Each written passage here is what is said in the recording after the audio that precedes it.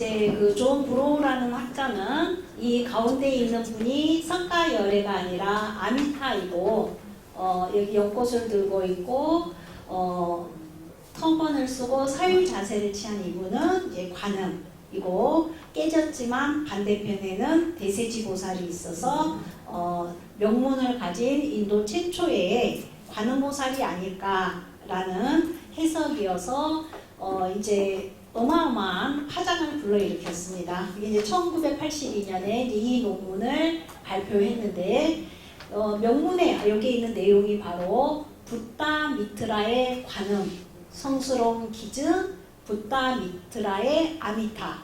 그러니까 붓다 미트라라는 분이 관음과 현재 남아있는 명문으로는 아미타를 기증했기 때문에 이 상은 바로 간다라 미술의 최초의 아미타 3존이다 라는 이제 해석을 했었습니다. 그런데 이제 아까 말씀드렸다시피 이제 샬몬과 쇼푼이라는 이분은 지금 현재 불교학계를 주도하는 유명한 비문들을 해석해내는 이런 학자들입니다. 그래서 직접 가서 조사를 하고 여기에 있는 이 브로우가 해석한 것을 이제 새로 실질 조사를 해서 여기에 있는 내용이 바로 관음과 아미타로 해석할 수 없다라는 이제 그 새로운 견해를 제시를 했습니다만, 이제 현재 일본 학자들은 아니다, 아미타가 맞다라고 주장을 하는 거고, 그래서 이제 우리나라에서도 교화를 하는 선생님들이 가끔 이 일본설들이 이제 접하기가 쉽기 때문에 가져와서 그와 같은 설명을 하시기도 합니다. 그런데 이제 여하튼 미술사에서는 이런 새로운 학설이 있어서 아미타는 존재하지 않고, 실제로 유물로 남아있는 아미타상은 존재합니다. 지금 보시는 여기 마투라에서 발견된 그 부처님 상의 일부인데요. 몇 년 전에 우리 국립중앙박물관에서 세계 고대 불교 미술전을 할 때, 불교 조각전을 할 때 출품이 되어서 저도 이제 실물을 볼 수 있었는데요. 여기에도 이렇게 기록이 되어 있는데, 이 기록의 내용은 그 모든 붓다에 대한 숭배를 위해 아미타불에 상을 세웠고, 이러한 공덕의 뿌리를 통해 살아있는 모든 존재가 부처님의 최상의 지식을 얻기를 바란다라는 내용으로서 여기 아미타불을 간다라 후비시카 왕 때에 나가락 시타라는 분이 아미타불을 조성했다라는 기록은 있는데, 아쉽게도 위 상 부분이 깨져버려서 어떤 모습의 상이었는지는 알 수 없는, 그래서 지금 현재는 요 아미타에 관한 가장 오래된 기록은 바로 지금 보시는 기원후 2세기의 이 내용이 남아있는 것들을 살펴볼 수 있습니다. 그래서 간다라와 마투라의 이 그 관음보살상을 이제 좀 더 구체적으로 보면, 관세음보살상은 간다라에서 1세기경, 그러니까 불상이 만들어질 때 함께 만들어지기 시작했고, 큰 특징은 지물로서 정병이 아닌 꽃줄이거나 연꽃을, 그래서 연꽃도 핀 연꽃이거나 아직 피지 않은 그러한 연꽃을 들고 있는 경우와, 그다음에 머리에 이제 보석이 장식된 터번을 쓰고 있고, 몸에 이러한 장신구들은 모든 보살상에서 나타나는 특징입니다. 그래서 헤어스타일과 지물로 쉽게 구분이 가능한 것을 볼 수가 있습니다. 그래서 실제로 저희가 간다라에 가서, 파키스탄에 가서 박물관에 조사해 봐도 중요한 유물들이 이미 해외로 다 반출이 되어서 또 저희가 2002년, 3년도에 가서 직접 찍은 사진들은, 그때는 주로 이제 좋은 사진들은 우리가 필름으로 찍었고, 그때 이제 디지털로 찍은 사진들을, 그리고 우리가 조명 없이 그냥 조사하면서 찍은 사진들은 화질이 그다지 좋지 않고, 방금 전에 보셨던 이러한 것들, 이제 그때 찍어서 제가 이제 배경들을 제거했지만, 요즘 박물관에서 전문적으로 조명 줘서 전문 작가가 찍은 사진하고는 차원이 다르죠. 그래서 미국에 메트로폴리탄 박물관의 간다라 유물이 굉장히 많이 소장이 되어 있어요. 거기에서 이제 제공하는 이미지입니다. 미륵 보살의 모습인데요. 미륵의 특징은 아까 머리카락을 이렇게 묶고 있다라고 했습니다. 그래서 그것을 우리가 속박, 그러니까 그냥 이런 용어는 기억 안 해주셔도 돼요. 그냥 머리카락을 묶고 있다.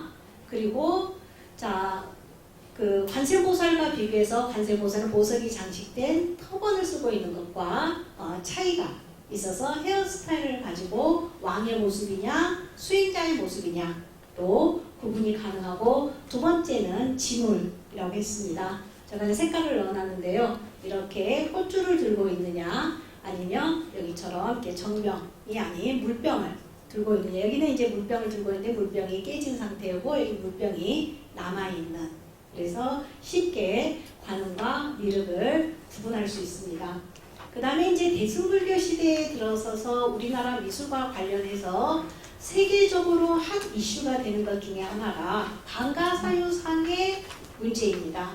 불교 미술에서 우리나라에는 7세기경에 한 100년 동안 보살상 가운데 방가사유 자세를 취한 보살상이 유행을 하게 돼요. 중국은 좀 더 이른 시기부터 나타납니다만, 이런 방가사유상의 기원이 어딜까? 그건 간다라이다 라고 이제 이야기하는 걸 볼 수가 있습니다. 3세기경에 조성된 보살상인데 보시면 깊은 생각에 잠겨있고 다리는 완전한 우리 이렇게 반대편 허벅지 위에 얹혀진 우리 국보 78호나 83호하고 다릅니다만 거의 그 모습의 유사한 상이라고 할 수가 있고, 상의 크기가 67cm니까 그렇게 아주 작은 상은 아닌 경우입니다. 이 상도 파키스탄에 있는 게 아니라 일본에 유출이 되어서 일본의 이제 마츠오카 미술관에 있는 상인데요. 자, 우리가 보관이라든가 이 헤어스타일과 지물로 보면, 자, 이 분은 방가사유 자세를 취하고 있고 손에 연꽃을 들기 때문에 관음으로 볼 수 있는 거죠. 예, 그래서 우리나라는 관음이 방가사유 자세로 취한 건 없고, 우리는 방가사유는 다 무슨 보살로 봐요? 미륵으로 보는 것과 이제 차이가 있는 것들을 살펴볼 수가 있습니다. 그래서 보시면, 자, 간다라에서 우리 국보 83호, 73호와 거의 유사하게, 여기는 이제 완전히 왼 다리 위에 오른 다리를 얹고 완전히 허벅지 위에 얹고 발 아래에는 발 받침대를 두고, 여기 팔이 깨졌습니다만 완전한 사유 자세예요. 그래서 사유 자세인데 이 분은 지물이 있어요, 없어요? 없죠. 그런데 이분의 성격을 볼 수 있는 것은 이분과 왼쪽에 서 있는 이분과 오른쪽에 있는 이분이에요. 그런데 자, 이 오른쪽에 있는 이 사람이 손에 뭘 들고 있어요? 자, 이건 무엇일까요? 인도 미술에서. 예, 이게 바로 일산이에요. 예, 일산. 우리 그 파라솔. 그래서 인도 미술에서의 일산, 우리도 조선시대의 왕을 상징하는 것으로서 일산이 등장하잖아요. 그래서 이건 일산이 등장하면 주인공은 최소한 제2계급, 크샤트리아 계급이구나. 그러면 부처님은 브라만 계급이에요? 크샤트리아 계급이에요? 크샤트리아. 그런데 그래서 이분이 바로 잘 아시는 시다르타. 네, 그 부처님의 생애에서 부처님께서 처음으로 선정에 든 사건 있죠. 예, 연부수 나무 아래에서 깊은 선정에 들었어요. 그래서 그때 왜 부처님이 깊은 선정에 들게 돼요? 무엇을 보고? 부처님의 생애에서. 예, 벌레를 봤는데 그 벌레가 무슨 운명을 맞아요? 잡아먹히죠. 누구한테? 새한테. 또 그 새는 누구한테 잡아먹혀요? 작은 새는 큰 새, 독수리한테 잡아먹히죠. 그러니까 결국 거기에 내포되어 있는 현상은 약한 자는 강한 자에게 잡혀먹는다. 그걸 우리가 뭐라고 해요? 약육강식. 약육강식의 세상을 본 시달타 태자는 왜 이 세상은 이렇게 고통으로 가득 차 있을까? 이 고통에서 헤어나올 방법은 뭘까? 그래서 나무 아래 앉아서 요가, 수행에 들어간 거죠. 우리로 치면 선정이 들었죠. 그것을 첫 선정 혹은 수화 강경, 나무 아래에서 이 박가는 장면을 보고 선정에 들었다라는 장면, 그곳이에요. 왜 저 벌레는 죽음을 당했을까? 그런데 여기서 신비로운 일이 일어나죠. 뒤늦게 아버지가 농경지에 참석했던 주관했던 아버지가 태자가 보이지 않으니까 태자를 찾았는데 저 나무 아래에 있는데 해가 이동을 함에도 불구하고 그늘이 깊은 선정에 들 수 있도록 이렇게 그늘을 계속 만들어주고 있는 거죠. 그래서 아버지가 아들임에도 불구하고 부처님 생애를 통틀어서 보면 3번에 걸쳐 아들에게 절을 해요. 첫 번째가 아시타선인이 이분은 이 태자는 30 이상 80종호를 갖추고 있기 때문에 출가를 하면 부처님이 될 것이다.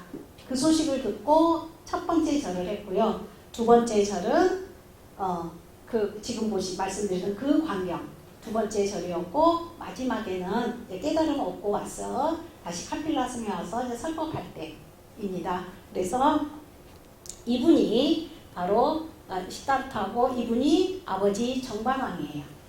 네, 정반왕이고, 그러면 여기 땅바닥에 주저앉아 있고 일산을 드는 건 바로 마부 찬나 아시죠?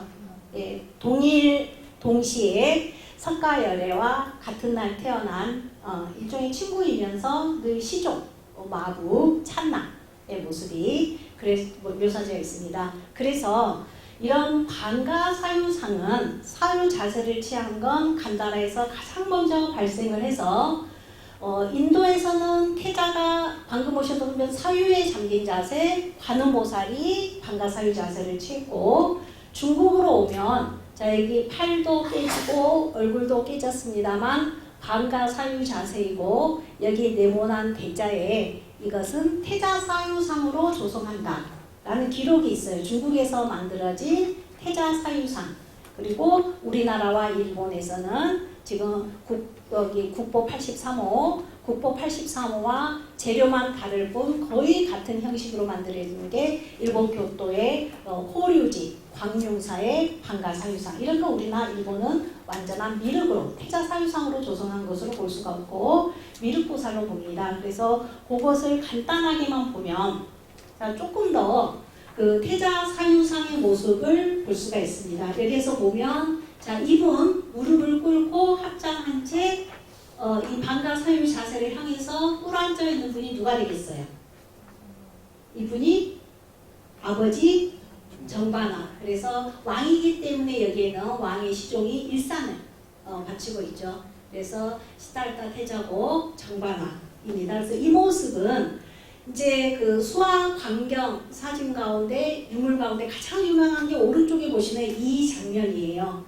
연부수 나무가 잘 표현되어 있고 화려한 모습을 한 시달타 태자, 그러니까 석가보살께서 선정에 든 선정인을 취하고 있고, 요 대자 부분에는 2마리의 소를 이용해서 농부가 밭갈이하는 장면, 그 다음에 아까 말씀드렸던 그 신양 광경을 보고 아버지 정반왕이 절하는 장면, 이게 이제 오른쪽이 가장 유명합니다. 그래서 첫 선정에 든 태자는 이렇게 선정인을 취한 자세하고 방가사유 자세를 취한 2가지 형태로 간단해서는 표현됩니다. 여기는 이제 마부, 시달타 태자의 시종 마부 찬나가 이렇게 일산을 갖추고 있습니다. 그래서 방가사유 자세가 가장 다양한 형태로 만들어지는 곳이 바로 이제 간다라라고 하겠습니다. 그런데 간다라에서는 이런 방가사유 자세가 관음보살과 시달타 태자, 석가보살에게만 적용된 게 아니라, 이 장면은 유명한 간다라에서 이제 한마촉진이 나타난 그 최초의 장면을 나타낸 바로 부처님의 성도 장면입니다. 그래서 여기 윗부분 2줄을 보면 경전 속에 있는 부처님의 깨달음을 방해하는 마왕의 군대들의 모습들입니다. 그리고 여기 여기 요 줄지어 있는 거 마왕과 그 마왕의 그 아들들인데요. 여기에 이분은 왕의 모습을 하고 오른손으로 칼집에 든 칼을 빼앗으려고 합니다. 이분도 마왕이에요. 그래서 부처님에게 공격을 하려고 하는 마왕이고, 여기 반대편에는 빼려고 했던 칼은 칼집에 들어있고 왼손을 들고 있습니다. 이건 아들에게 의해서 부처님에게 공격을 제지당하는 마왕. 마왕이 두 번 표현이 되었고, 그 다음에 여기 나무 아래에 거의 사유 자세를 취하고 있는 이분도 마왕이에요. 이분은 누구냐? 이제 패배를 인정하는 마왕. 그래서 내가 왜 저 시다르타 태자에게, 저 석가보살에게 내가 왜 패배했을까? 라고 경전에 보면 패배한 원인을 땅에다가 16가지를 기록했다라는 내용들이 있습니다. 그래서 패배한 원인을 사유하는 마왕. 그래서 이렇게 뭔가 고민이 있는 인물상을 표현할 때도 간다라에서는 이런 방가사유 자세를 취하고 있습니다. 그래서 이제 이미 다 알고 계시는 내용입니다만, 우리 대웅전에 계시는 석가열애가 오른손을 쭉 뻗어서, 선적인 자세에서 오른손을 쭉 뻗어서 지신을 부르는 자세는 지금 보시는 이 자세에서 유래를 했던 거죠. 마왕과의 설전에서 오른손을 뻗어서 지신에게 내가 마왕보다 전생에 쌓은 공덕이 많은 것을 증명해 보여라. 지신을 부르는 손 모양이에요. 그래서 촉지, 땅을 향해서 손이 뻗는 모습. 이것을, 그래서 여기에서 유래하는 것이 바로 항마 촉지. 그래서 이거 여기 대자 아래에 이렇게 무장을 하고 방패를 들고 칼을 들고 널브러져 있는 것은 마왕의 군대가 패배한, 즉 마왕이 패배한 장면을 나타내서 이걸 마왕의 무리, 그래서 이제 마주들이 표현된 우리 대웅전의 석가열애의 항마촉진이 유래하는 그 기원을 살펴볼 수 있는 것이고, 시간이 지나면 이 주변에 있는 이런 에피소드들은 사라지고 단독의 불상들이 이제 조성이 되어서 법당에 봉안되는 걸 볼 수가 있습니다. 그 다음에 이제 방가사유 자세의 또 다른 금속재의 관음보살상을 볼 수가 있는데요. 이건 간다라 쪽의 북쪽에 위치한 것이고, 실제 높이가 여러분 22cm뿐이 안 돼요. 굉장히 소형. 이 상 역시 현재 미국 메트로폴리탄에 소장이 되어 있고, 연대는 이제 방금 전에 보셨던 이러한 것들이 2세기에서 한 4세기경인데 한참 후인 7세기에 조성되었습니다. 그래서 보시면 방가사유 자세를 취하는데, 우리가 일반적으로 이야기하는 방가사유는 이 다리가 요 무릎 위에, 허벅지 위에 얹혀져야 되죠. 그래서 실질적인 지금 현재 이와 같은 자세는 뭐라고 하냐면 우리는 유희자라고 해요. 보살상이 취하는 가장 많은 자세, 가장 편안한 자세입니다. 그래서 이러한 자세를 취하고 있고요. 그 다음에 여기에 보면 이제 관세음 보살의 에서 나타나는 특징, 머리에 항상 스승인 아미타 열애를 작게 표현한 화구를 모시고 다니는 이러한 특징이 묘사되어 있고, 아직 그 정병은 나타나지 않았습니다만 관음의 상징인 연꽃을 들고 있는 모습을 살펴볼 수가 있습니다. 그래서 간다라에서는 이와 같이 방가사유 자세가 미륵보다는 관음보살이 취한 자세로 자리 잡아가게 됩니다. 그러면 이러한 관음신앙이 이제 북인도가 아닌 중인도에서 어떻게 펼쳐가고, 현재 우리나라에서도 뭐 일본, 중국도 마찬가지입니다만 보살신앙 가운데 왜 이렇게 관음신앙이 유행하게 되었을까? 그리고 실제로 인도에는 그러한 애들이 어떻게 유물로 나타나는가를 한 가지 예만 통해서 간략하게 한번 살펴보도록 하겠습니다. 관세음 보살께서는 모든 어려움, 재난을 구제해주는 재난 구제의 성격을 갖고 있는 거죠. 그래서 현세를 살고 있는 중생들이 어떤 어려움에 처하든 반드시 그 어려움을 해결해 주시는 분이 바로 관음보살입니다. 그래서 인도 이러한 자세 가운데는 이렇게 커다랗게 보살상이 서 계시고 보살상 왼손 아래를 보면 인도의 연꽃은 우리는 이렇게 딱 이렇게 꺾어서 불단에도 요즘에 화분을 놓기도 합니다만 대부분 꽃다발이나 이렇게 꽃바구니를 올리잖아요. 인도는 대신에 꽃송이를 따서 꽃줄을 만들어서 올리고요. 미술에서는 인도 미술의 연꽃은 이렇게 절지된 연꽃은 쓰지 않고요. 항상 요 대지 위에서 줄기가 쭉 뻗어 나오는 연꽃을 잡고 있는 모습으로 표현되는 게 이제 인도 연꽃의 표현의 특징입니다. 그래서 이 가운데 서 계시고 오른손을 들어서 설법인 시무예인을 짓고 계신 분이 관세음보살이에요.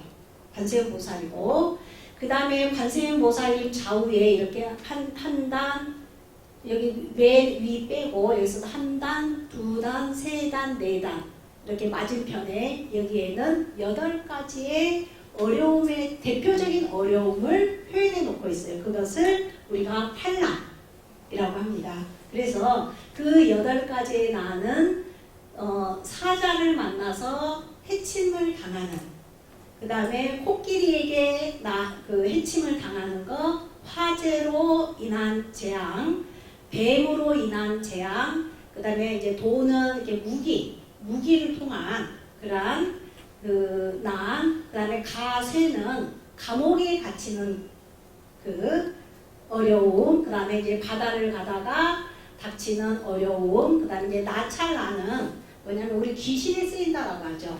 그런 귀신이라든가 이런 것에 이제 정신이 잡혔을 때 있는 난, 그러니까 결국 이제 그 수많은 어려움 가운데 대표적으로 이러한 것들을 들었고, 그러한 내용의 장면들을 이러한 어려움에 처했을 때 관세음보살만 부르면 칙령하면 관세음보살님이 오셔서 모든 재앙을 일소해 주신다라는 내용입니다. 그래서 이 내용을 조금 더 보면 가운데 관세음보살님이 있고 팔랑이 있는 걸 볼 수가 있고요. 그 가운데 이제 여기에 있는 것은 그냥 간단하게만 여기 표현해 놓으면 바다로부터 감옥으로부터 뭔가 이제 뭐 전쟁 같은 무기로 향한 거, 그 다음에 이제 그런데 작게 해서 안 보여서 제가 이제 다시 조금 예전에 가서 조사한 사진을 찾아서 크게 했으니까 화면을 봐주시기 바랍니다.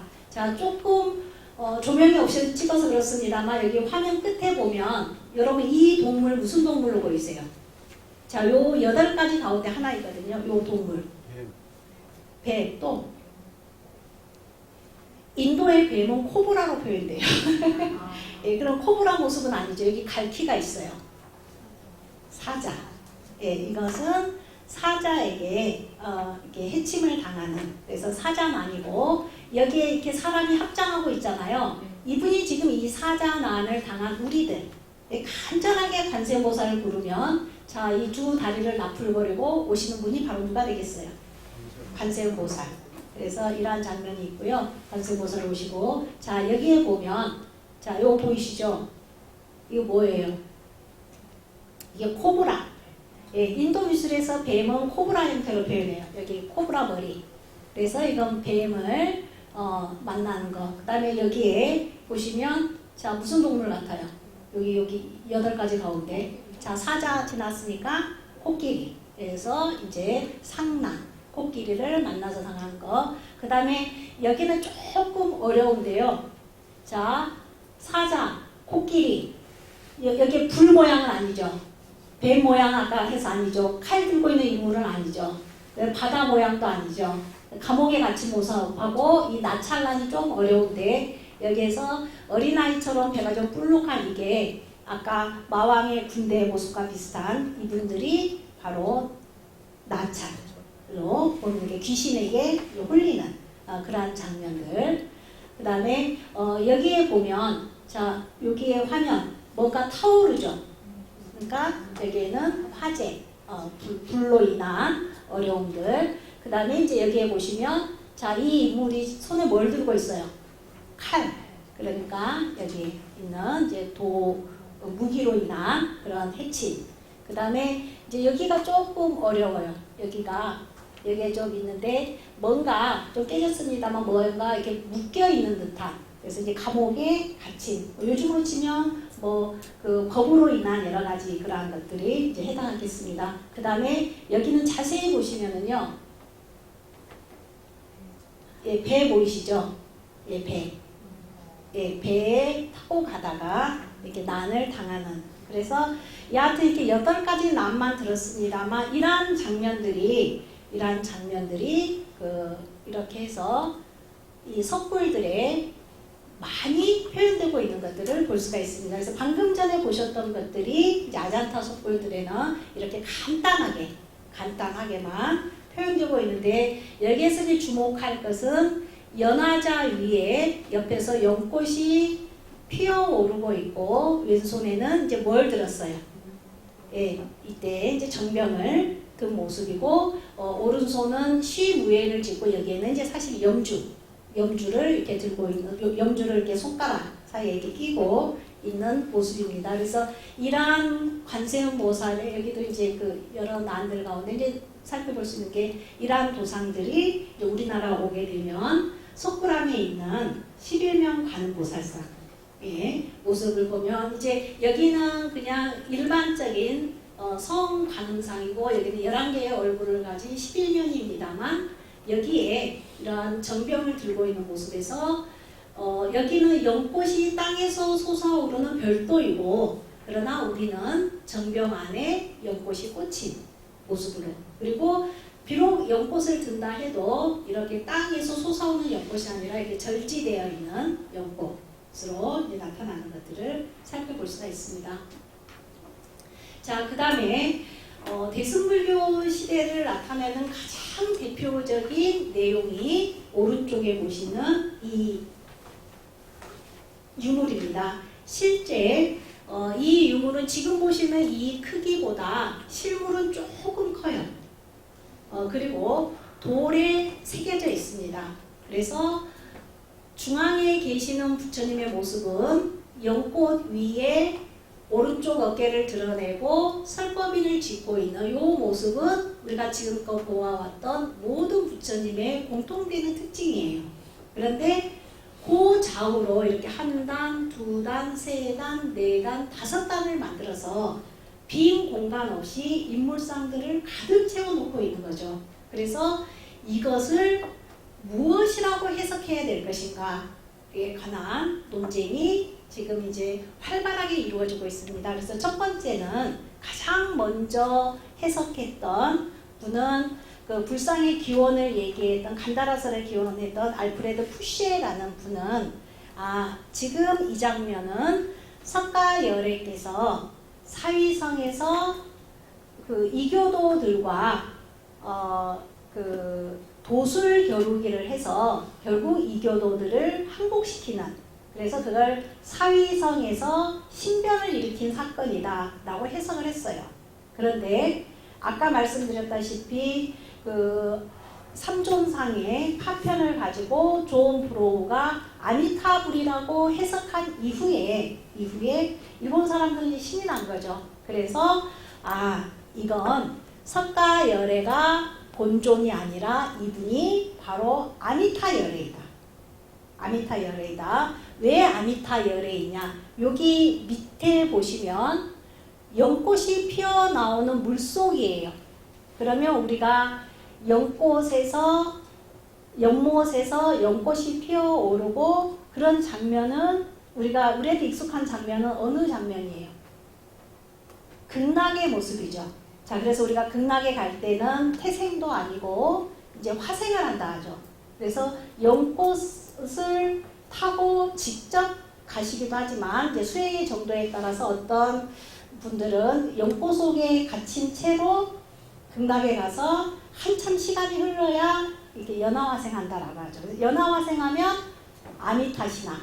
그래서 이건 이른 시기에 아미타시나. 그래서 아미타 정토도라고 또 이제 일본 학자들이 막 주장을 하게 돼요. 그 이제 기본적인 것은 그 미국의 유명한 그 존 헌팅턴이라는 유명한 분이 이제 논문을 써서 발표하게 됩니다.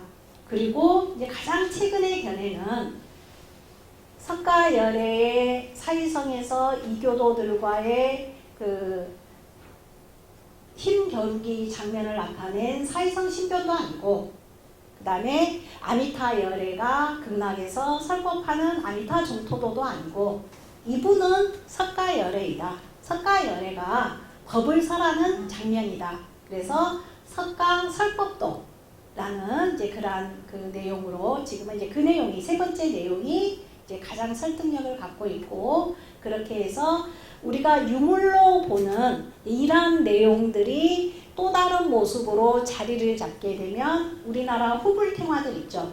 예, 각 부처님이 설법하는 장면을 한 장면에 압축한 영산회상도라든가 극락회상도, 약사회상도 같은 후불탱화의 원본이 되는 자료다라고 이제 보시면 됩니다. 그래서 이제 그러한 내용들입니다. 첫 번째는 사위성에서 그때 당시 이쪽에 99종류의 이제 불교 위에의 종교들도 있었는데, 불교가 이제 확산되어 가니까 이제 불교보다 우위다라고 해서 결국은 이제 다양한 신통력 경기를 펼치게 되는데, 결국 부처님께서 여러 가지 이러한 신통력으로 나머지 이교도들을 항복시켰다라는 이제 사회상 신변이라는 건데요. 이제 그런 내용들을 한번 살펴보도록 하겠습니다.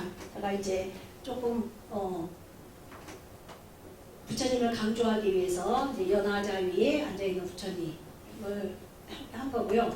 여기에서 보면 이제 그 가운데 하나, 아까 이교도들을 항복시키는 것 가운데 하나가 여기 화면 윗부분에 하면 선적인 자세의 부처님이 있고, 양 옆으로 이렇게 퍼져나가는 이렇게 또 다른 서 있는 부처님이 있는데, 이걸 석가열애께서 천분의 부처님으로 모습을 변화해서 나타내는 거죠.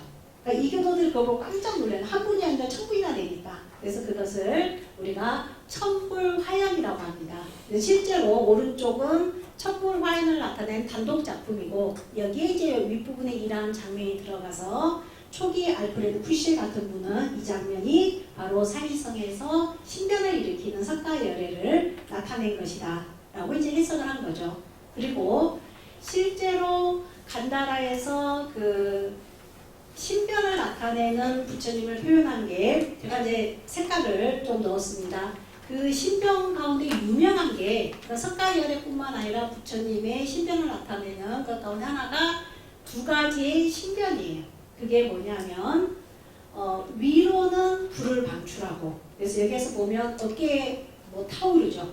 예, 어깨로는 위로는 불을 방출하고, 여러분 여기 발 아래에 이거 제가 이 색깔 넣은 이거 뭘까요?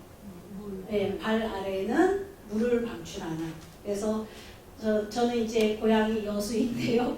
여수 엑스포 때 가보니까 그 물에다가 막 이렇게 슉 해서 그 쇼 걸리는 거 있죠. 예, 막 이렇게 슉 올라가고, 그래서 저게 부처님이 그 쌍신변 가운데 하나가 아닌가. 그런데 이제 과학적인 기술로, 그래서 쌍신변을 나타내는 대표적인 게 물과 불을 뿜는 장면. 예, 단독의 상으로 조성이 되었는데, 이렇게 불은 또 하나 신성함을 나타내요. 오른쪽에 보시는 건 푸샨 제국의 유명한 카니시카 대제예요. 이분은 앞면에는 자기의 초상을 새기고 뒷면에는 자기가 믿는 신.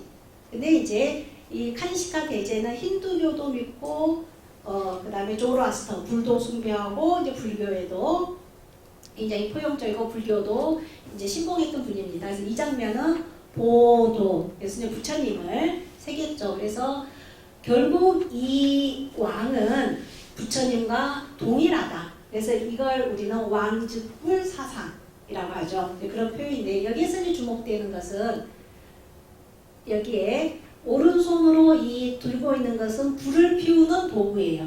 그리고 여기 어깨 부분에 이 쿠시안 종이 신성한 종족임을 나타내기 위해서 불을 표현하는 이런 것들이 있어서 간다라에서는 이 쌍신면을 나타내는 이와 같은 부처님을 이제 많이 조성하는 것들을 살펴볼 수가 있습니다. 그리고 인도적인 것이 완성되는 국타 시대가 되면 이 부처님이 사위성에서 신변을 보인 이를 이제 무엇으로 많이 표현하냐면 이렇게 한 부처님이 있는데 옆곳을 따라서 앉아있기도 하고 서있기도 하고 이제 뒤에 보면 누워있기도 하는 수많은 부처님을 나타내는 천불화연으로 자리를 잡게 되는 걸 볼 수가 있습니다. 요즘에는 이제 인도 그 콜카타에 있는 인도 박물관에 저는 이제 2006년도에 가서 찍을 때는 이렇게 유리가 케이스가 있어서 이렇게 좀 그림자가 드러나는데 뭐 요즘 사진들은 아마 유리창을 제거했는지 잘 나온 사진들이 있는데 다시 가면 또 좋은 사진을 좀 얻을 수 있지 않을까 싶습니다. 그래서 부처님이 신변을 보이는데 천분의 모습으로 나타는데 앉아있기도 하고 걸어다니기도 하고 서있기도 하고 누워있기도 하는 요 장면이 이제 주가 되는 것을 볼 수가 있고 이러한 것들은 아잔타 7굴 입구에도 이와 같이 이제 표현되고 있는 걸 볼 수가 있습니다. 그런데 요 아랫부분이에요. 아랫부분에 연꽃이 솟아오르고 거기에 연이 피고 있고 좌우에 용왕이 이 연꽃을 지탱하고 있는 물이 표현되고 있다는 점이에요. 그래서 인도 미술에서 아까 보시는 것처럼 연꽃이 물속에서 올라오고 그 위에 앉아있는 부처님은 석가열애의 그 설법도 장면에 늘 나타나는 그러한 장면이라는 것입니다. 그래서 다시 여기로 들어오게 되면은 아까도 말씀드렸습니다만 일본 학자들은 이제 정토도일 가능성을 이제 크게 주장하고 있는데 그 내용들을 한번 전체적인 살펴보도록 하겠습니다. 자, 세부도를 보면 여기 물 보이시죠? 네, 물이 있고 물 속에서 연꽃이 나오고 보석으로 장식되어 있는 연줄기가 있고 거기에 이제 연이 표현되어 있습니다. 거기서 여기에 있는 인물들을 눈여겨보셔야 되는데 좌우에 자, 이분은 여인이에요? 남성이에요? 그러면 여기는요? 여성. 그런데 요 가운데 있는 두 인물하고 다른 점은 뭐가 있어요? 이 두 인물은. 이게 뭐일까요? 아까 인도미술에 나타나는 그 뱀이나 우리 용, 이건 인도에서는 나가라고 하는데 이 나가를 이거 보면 뱀 같아요? 코브라 같아요? 코브라. 그래서 이분은 우리가 남자 용을 뭐라고 불러요? 용왕. 그러면 용왕의 부인은요? 용녀이죠. 그래서 이런 식이 용왕과 용녀의 표현이에요. 그래서 인도 미술에서 모습은 우리와 똑같아요. 여자 남자인데 용왕과 용녀는 머리 뒤에 이렇게 코브라 형태가 표현되어 있는 것을 살펴볼 수가 있습니다. 그리고 우리가 이제 기본적으로 연꽃은 진흙탕 속에서 핌에도 불구하고 그 향기가 멀리 전해지는 그렇기 때문에 이제 불교에서는 부처님의 자비를 상징하기도 하는데 그래서 우리는 물하고 연꽃을 연관시키잖아요. 그런데 간다라는 또 이제 조금 더 사상이 진전되고 연꽃은 광명을 상징한다라고 해요. 그러니까 빛에서 태어난다라는 그러한 설들도 이제 주정하게 됩니다. 그래서 결국 이 연꽃은 이 가운데 계신 부처님, 주존 부처님의 백호, 여기 양 미간에 있는 여기 백호에서 나온 빛으로 만들어진 것이다. 라는 이제 그런 경전적인 내용이 있는 것을 볼 수가 있습니다. 그 다음에 설법위를 취하고 있는 부처님 옆으로 다양한 인물들이 이렇게 표현되고 있는데요.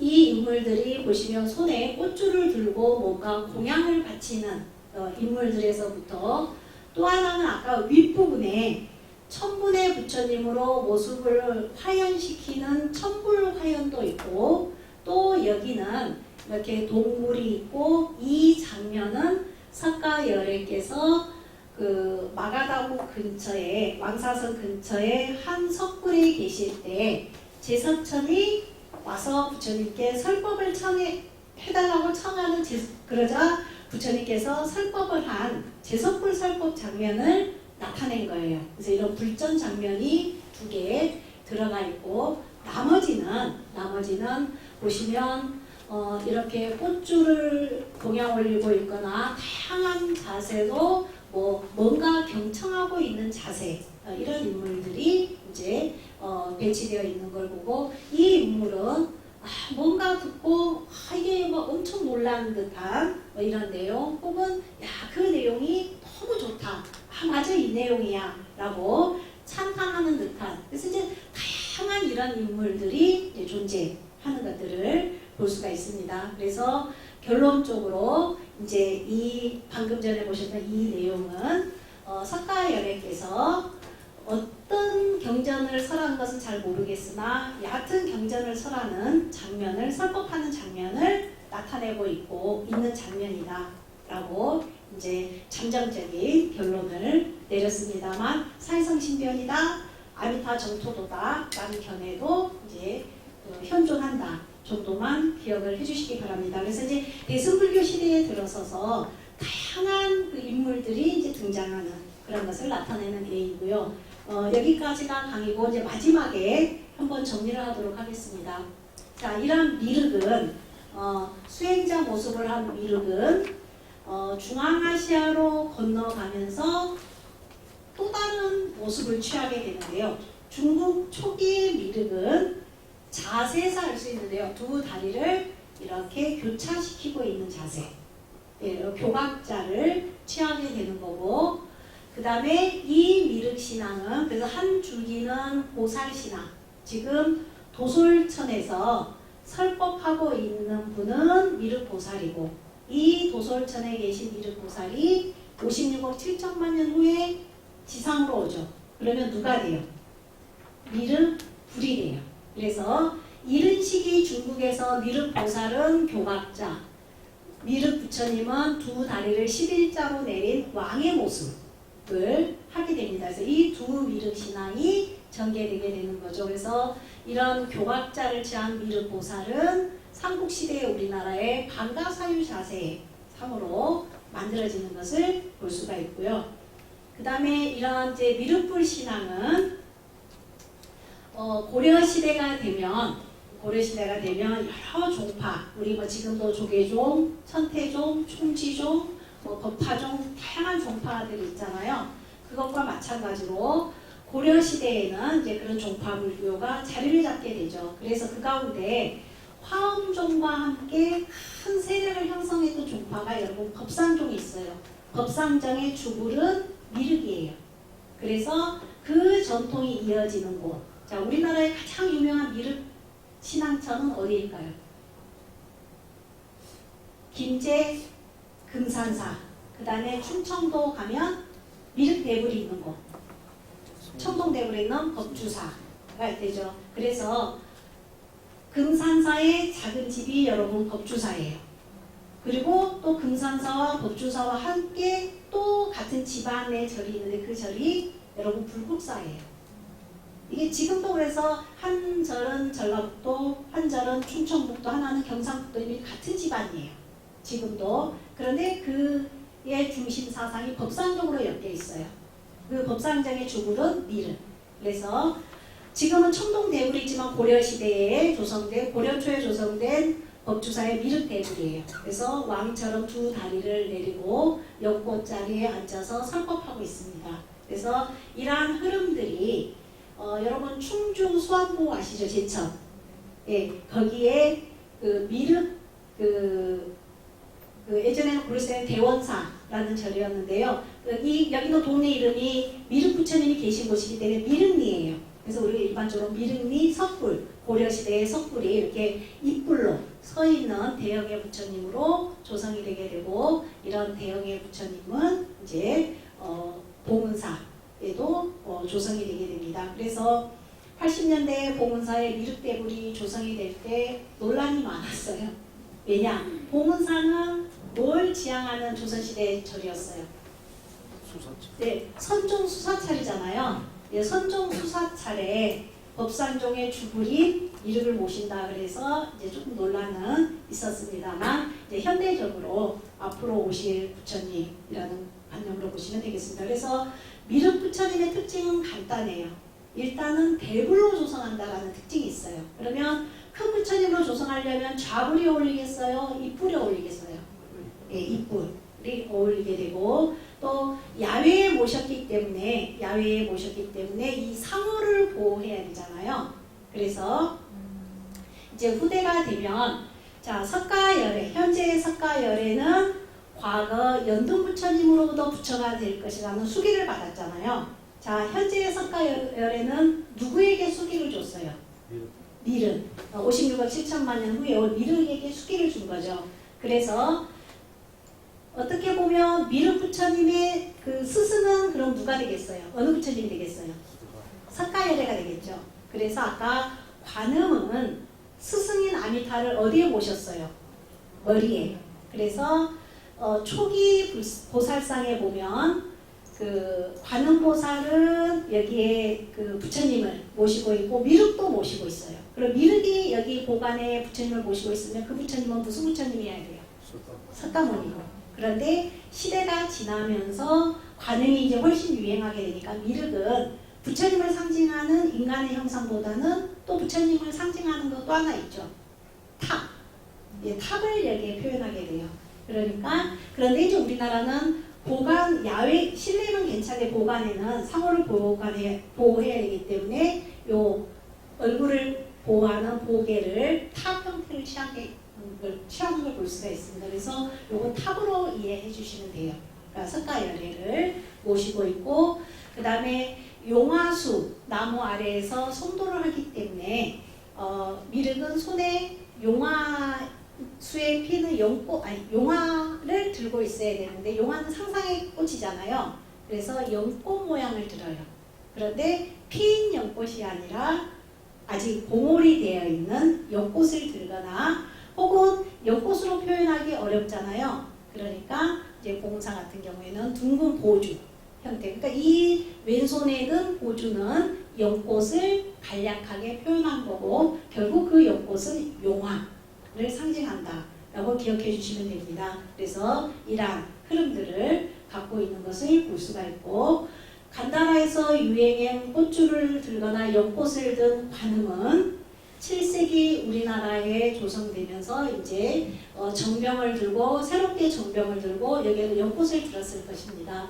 그리고 이제 관음 신앙이 성행하면서 고려 시대 때는 이 관음 가운데 이제 이 일반적인 관음 신앙은 우리가 법화경에 있는 관세음보살 보문품에 의하지만 여러분께 익숙한 고려 시대의 이 관음은 측량을 취하고 있는 이 관음의 시선이 머무는 곳은 이렇게 오면 여기에 선제동자가 있습니다. 선제동자가 나오는 경전은 무슨 경전이에요? 화엄경. 네, 세 종류의 화엄경 가운데 40권품 화엄경의 입법기품이 있죠. 그래서 선제동자가 관세음보살 53선지식 가운데 관세음보살을 찾아가서 법을 설해달라고 청하는데 그때 관세음보살을 찾아갔더니 관세음보살이 계신 곳이 보타락가산이에요. 그 보타락가산이 어디냐? 남인도에 위치한 바닷가라는 거죠. 그래서 우리 봉은사의 이 연못에 있고 바닷가에 관음신앙이 유행한 것은 이 화엄경에 의거한 관음신앙이에요. 그래서 이런 수월 관음도이고 이제 봉사 같은 경우에는 그걸 존상으로 표현해서 보관에 스승인 아미타를 모시고 있고 여기 한쪽 손에 정병을 여기 가운데 이렇게 정병을 들고 있는 모습으로 변하게 되는 거죠. 그래서 맨 처음 시작한 이렇게 하와 중생의 간단한 그렇지만 대승불교를 상징하는 관음보살이 시기를 거쳐서 이제 법화교 관세음보살 보문품, 화엄경, 입법계품 이러한 의거해서 이제 지금 현재는 바닷가에서 설법하는 관세음보살, 바닷가에서 중생들을 구제하는 관세음보살 등등의 수많은 관음으로 자리 잡게 되는 것들을 살펴볼 수가 있습니다.